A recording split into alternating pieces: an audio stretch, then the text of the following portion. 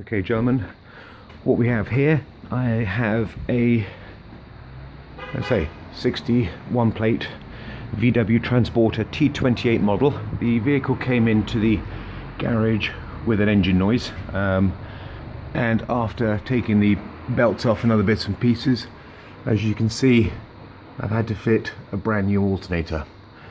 Okay, now the easy step for this one is a 16mm. I'm going to hopefully run through it step by step. A 16mm spanner to get the serpentine belt off. Once that's off, you can then in stages remove your power steering. Okay, and just up through there, I'll get the light up, is spline sockets up here on your power steering. Okay, and there are all splines on this one. Okay, this is going to be a little bit tricky up here, because what you need to do is, once it's all off, if I can get the light up and show you. Okay, there are two hidden bolts. Well, actually there's three of them.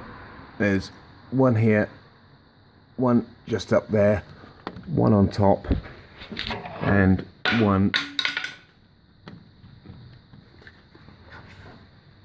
just here. Okay, that will let your power steering go. Okay, there's a nice little hole up here. Okay, and you can actually tuck the power steering pump away up into that one. Now, as you can see, this engine, the actual alternator and power steering mount does not come off the engine block.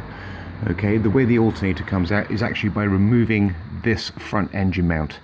Okay, there's two 13mm bolts, one there and one just up there. There is a electronic after coolant pump here. This one comes off a 16mm nut here, and it literally just presses into the casing here, and that will literally prise off with a lever bar. Disconnect your electrics from the pump, and as you can see, the alternator is up there. You can leave those attached for the moment. Okay, now once your power steering is tucked up away into the corner, you don't need to worry about the large bolt here. There are two further 16mm bolts. There's one tucked up away just up behind the electrics over there, and there is another one, believe it or not, tucked up on top of just sort of the other side. Yeah, just the other side of the oil cooler, and that's the tricky one, because you can get to that one from the top, but there is a little bit of a hole, but believe you me, he is up there. Okay, so there's three bolts holding it on. This little coolant housing here, he gets tucked away. Okay, he gets tucked away just up here, out the way. Once this is removed, you've then got two 13mm nuts holding the alternator on. Okay, one is fairly straightforward. One of them is just up here, okay, where my finger is just there.